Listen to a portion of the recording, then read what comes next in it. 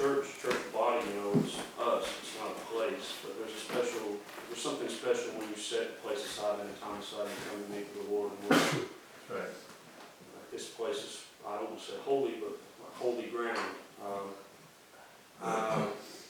Last week, when Brother Larry was preaching, I noticed something, and I don't know if anyone else noticed, maybe Brother Dave, because he can see, just like I can see, but he had his shoes on his Crocs or whatever they were, and he, I don't know what for reason, but when he was preaching, he took them off.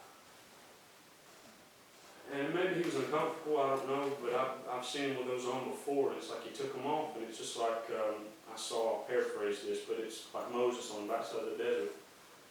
And God said, take the sandals from your feet, for the place which you stand is holy ground. Right. This place is holy. This place is a place where we meet. I remember Brother Ralph never allowed nobody to eat up here, sleep up here, party up here. This was a place set aside for us to meet, a sanctuary. Right. God said Jesus said He'd build His church, and the gates of hell will not prevail against it. And that's an encouraging thought. Mm-hmm. Yes. Amen. Turn to the book of Genesis 27. I'm going to talk about Genesis, the first book of the Bible, 27. I want to talk about, have you ever felt like your future's been stolen? Have you ever felt like someone's stolen your future, stolen your inheritance, stolen your purity, your virtue, your innocence, your childhood? Have you ever felt like someone's wronged you and you can't get it back? It's something that you held so precious when you were a child, and it's gone, it's over. Whether it be your friends or your parents or whatever, but you feel like something's been stolen from you. We'll start reading in verse 1, 27 Genesis. And it came to pass when Isaac was old and his eyes were dim. Let me stop. Sully helped me with something, and I don't think we should spot it.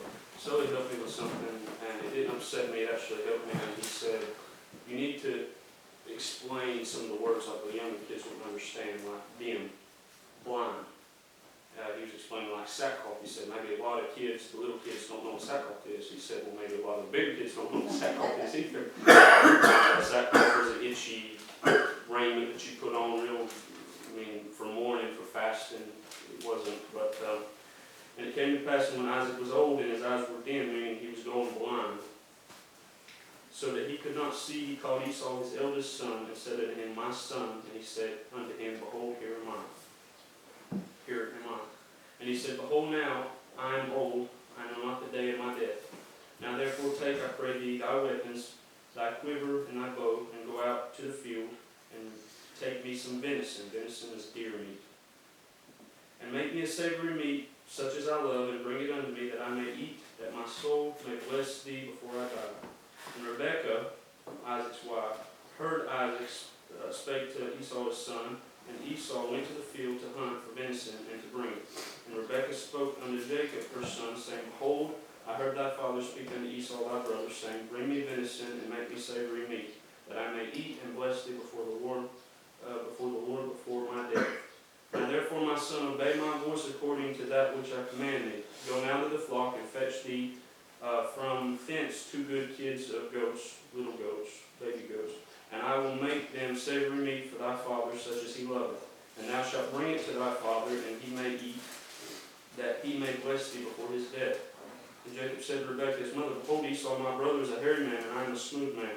My father peradventure will feel me, and shall seem to him as a deceiver, and I shall bring a curse upon me, and not a blessing. And his mother said unto him, unto me be thy curse, my son. Only obey my voice, and go fetch me them.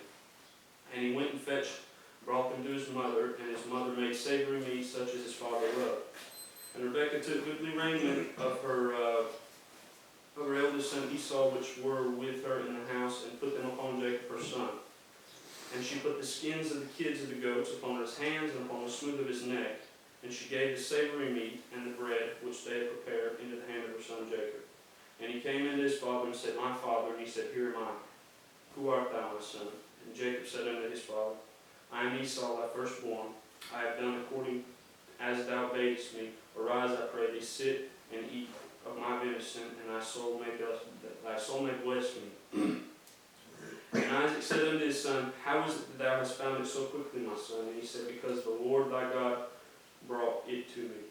And Isaac said unto Jacob, Come near, I pray thee, that I may feel thee, my son, whether thou be my very son Esau or not. And Jacob went near unto Isaac his father, and felt him, and said, The voice of Jacob's hand, the voice is Jacob's voice, the hands are the hands of Esau. And he discerned him not, because his hands were hairy, as his brother Esau's hands, so he blessed him. And he said, Art thou my very son Esau? And he said, I am. And he said, Bring it near to me, that I may eat of my son's venison, that my soul may bless thee. And he brought it near to him, and he did eat, and he brought the wine, and he drank.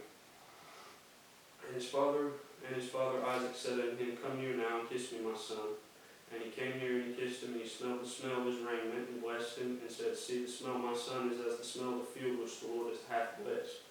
Therefore God give thee of the dew of heaven, and the fatness of the earth, and the plenty of corn and wine. Let people serve thee, and nations bow down to thee. Be Lord over thy brethren, and let thy mother's sons bow down to thee. Cursed be everyone that curseth thee, and blessed be everyone that blesseth thee. And it came to pass, as soon as Isaac had made an end of blessing Jacob, and Jacob was yet scarce gone out of the presence of Isaac his father, that Esau his brother came in from his hunting. And he also had made a savory meat, and brought it unto his father, and said unto his father, Let my father arise, and eat of his son's venison, that thy soul may bless me. And Isaac his father said unto him, Who art thou? And he said, I am thy son, thy firstborn Esau. And Isaac trembled very exceedingly, and said, Who? Where is he that had taken venison and brought it to me? And I have eaten of all before thou camest, and have blessed him, yea, and he shall be blessed. And when Esau heard the words of his father, he cried with a great exceeding bitter cry, and said unto his father, Bless me, even me also, my father. And he said, Thy brother came with subtlety, and hath taken away thy blessing. And he said, Is not he rightly named Jacob? For he has supplanted thee these 2 times. Supplant means to betray someone, to go up underneath someone and to take their birthright, their blessing. He took away my birthright, and behold, now he hath taken away my blessing. And he said, Hast thou not reserved a blessing for me? And Isaac answered and said unto Esau, Behold, I have made him thy Lord, and all his brethren have I given to him for servants. And with corn and wine I have sustained him. And what shall I do now unto thee, my son? And Esau said unto his father, Hast thou but one blessing, my father? Bless me even also, O my father. And Esau lifted up his voice, and he wept. And Isaac his father answered and said to him, Behold, thy dwelling shall be fatness of the earth, and the dew of heaven from above. And by thy sword shalt thou live, and shalt serve thy brother. And it shall come to pass, when thou shalt have the dominion, or the victory, thou shalt break the yoke from off thy neck. Thou shalt break his yoke from off thy neck. The yoke was an instrument that they used to 2 big pieces of wood with a circle in the middle that went around the neck of an animal where it couldn't go anywhere, it couldn't move. It had to go in the direction of a yoke of bondage. And thou shalt break his yoke from off thy neck. And Esau hated Jacob, because of the blessing wherewith his father blessed him. And Esau said in his heart, The days of mourning for my father at hand, then will I slay my brother Jacob. I'll kill my brother Jacob. His future was stolen. His blessing was stolen. And I know people paint Esau, it said that God hated Esau but loved Jacob, but I've never seen it on this fashion, the way Isaac spoke to Esau here. And he said, once he has broken, he said, and it shall come to pass, when thou shalt have the dominion, when thou shalt have the victory, you will break that yoke off your neck. Go ahead and turn to Genesis 33. Bear with me, I'm doing a lot of reading. Give me a second. I'm going to regret that quicker.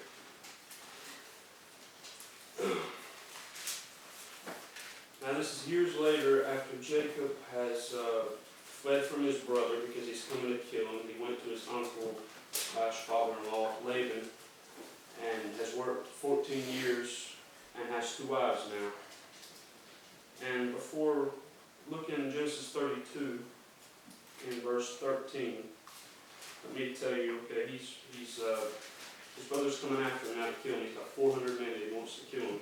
And it said, and he lodged there that same night, and took of that which came to his hand a present for Esau his brother, 200 she-goats and 20 he-goats, 200 ewes and 20 rams, 30 milch camels and their colts, 40 kine and 10 bulls, 20 she-asses and 10 foals. So he had a present to give him. He was afraid of his brother. Now look at Genesis 33. And it said, and Jacob lifted up his eyes, and Jacob lifted up his eyes and looked, and behold, Esau came, and with him 400 men. And he divided the children unto Leah, and unto Rachel, his 2 wives, and unto the 2 handmaidens. And he put the handmaidens and their children foremost, and Leah and her children after, and Rachel and Joseph hindermost. And he passed over them, and bowed himself to the ground 7 times until he came near to his brother. And Esau ran to meet him, and embraced him, and fell on his neck, and kissed him, and they wept. And he lifted up his eyes, and saw the women and the children, and said, Who are those with thee? And he said, The children which God hath graciously given thy servant. And the handmaidens came near, they and their children, and they bowed themselves. And Leah also with her children came near and bowed themselves. And after came Joseph near and Rachel, and they bowed themselves. And he said, What meanest thou this by this drove which I met? What meanest thou this, that all these animals that you sent, this present that you sent me? What does this mean? What meanest thou this by this drove which I met? And he said, These are to find grace in the sight of my Lord. And Esau said, I have enough, my brother. Keep that thou hast unto thyself. He forgave him. Amen. And that's, his future was stolen, his blessing was stolen, everything was taken from him, his birthright and his inheritance of God from his father. And he hated him, he wanted to kill him. And then he comes and it says he embraced him, he kissed him, he wept on him, my brother, I've come home. And that's how I'm tired of this prison that I've built in myself of hate and bitterness when I can't forgive someone for something that they've done. And it just comes to the point where you get restless, you get tired, I can't do this anymore. And you forgive. Forgiveness. That's, if anything I'm trying to preach about this morning, it's about forgiveness. Amen. Your future can be stolen by anything. It can be stolen by many things. It can be stolen by addiction, or by fornication, or by anything. I remember I was in Volan Lespres the other day, and this after the meeting, this little boy who had been watching me the whole meeting, he came up and shook my hand, of course, and he just kept standing there. And I asked him in Turkish, I said, what can I do for you? How can I help you? What do you need? He said, Can you pick me up? Can you pick me up? I said, Yeah. I picked him up. And he looked around and was all happy for him. Oh, look at me, you know. I was wondering, I wonder if his dad's picked him up. I wonder if he knows his dad. I wonder if his mother. Something's stolen from him. Something's been taken. Some kind of virtue has been, some innocence has been taken from him, that he would actually ask me, Can you pick me up? I'm not living in this place of hate anymore. Enough is enough. I can't take it. I can't keep this bitterness in me.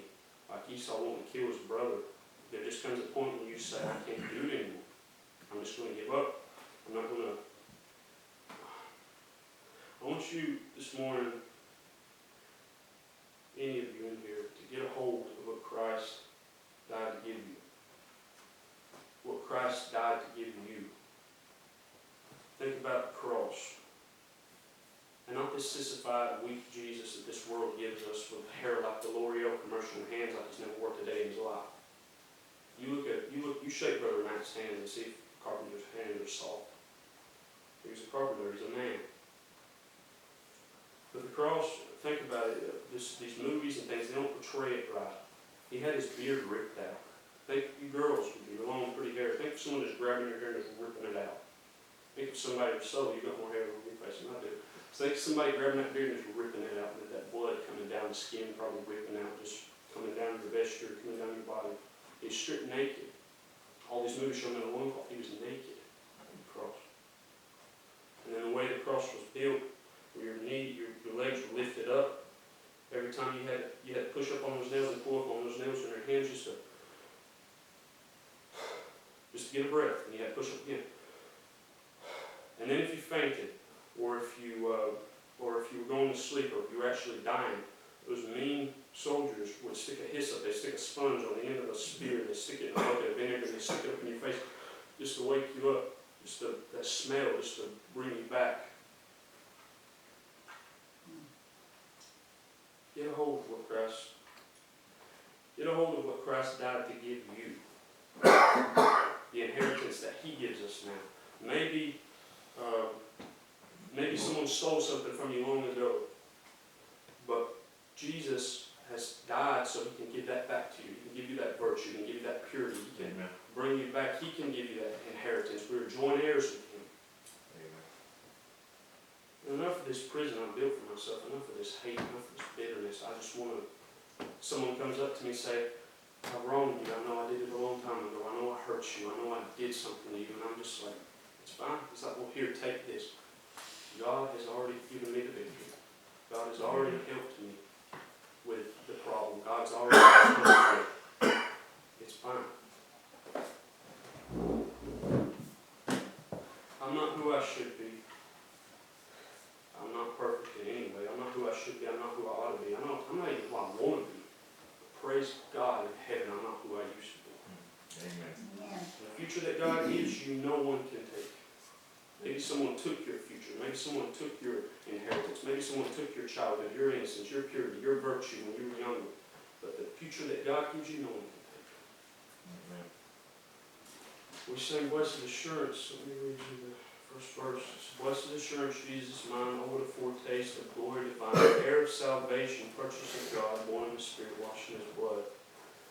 And I was thinking about a quote. I wish I could come up with something this powerful. I posted it on Facebook, but it said, "He died for me, knowing that I may not even want Him." That's love. I'll live for that. Amen. Amen.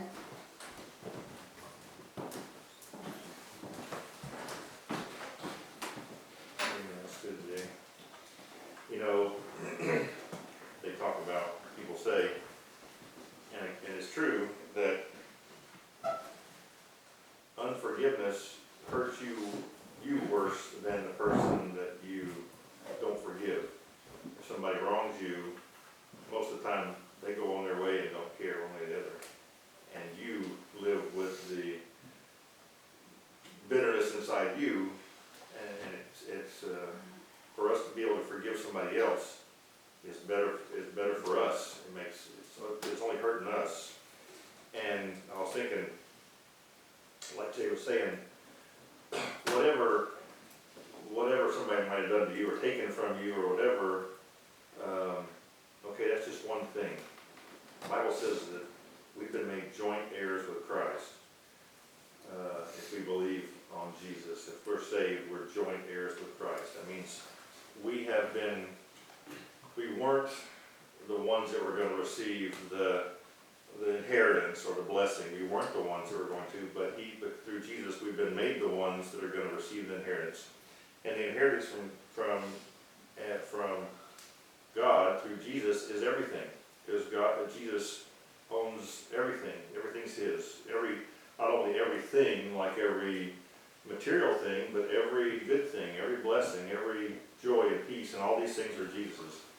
And through Him, we've been made joint heirs with Him. So now, no matter what's been taken from you, or maybe what you feel you've lost, or what's happened to you in the past, you've been given everything back. You've been given everything that you lost, and you've been given more, because you've been given everything. There's nothing that now that you can't have through Jesus Christ. So that's a good message, and I appreciate that, and I'm glad when we get a hold of God and say, "Hey, I'm gonna forgive. I'm gonna let these things go. I'm not gonna be mad at everybody, or I'm not gonna whatever," because that's peace that only the Lord can give you. And I'm thankful for that peace, that He's got peace and love and joy for anybody who wants to receive it. Let's pray. Our Heavenly Father, we thank you for this day. I thank you for your word being preached today, Lord. And I thank you for forgiveness that we have through Jesus Christ. I thank you, Lord, that we can look around and see, Lord, that there's no reason we shouldn't forgive somebody else because we've been forgiven for so much. We've been forgiven for everything that we've done, that you paid for that on the cross. And we've been forgiven. We've been made joint heirs. And we have it all, Lord, through Jesus Christ. And I'm thankful for that, Lord. And help us to see that, Lord. Help us to understand, Lord, that there's nothing that we can't forgive because we've been forgiven everything through your death on the cross and resurrection. And I thank you for loving us the way you do. And you love us enough that you forgave us. And I thank you for that. And I ask you to bless us now as we go downstairs. In Jesus' name we pray. Amen.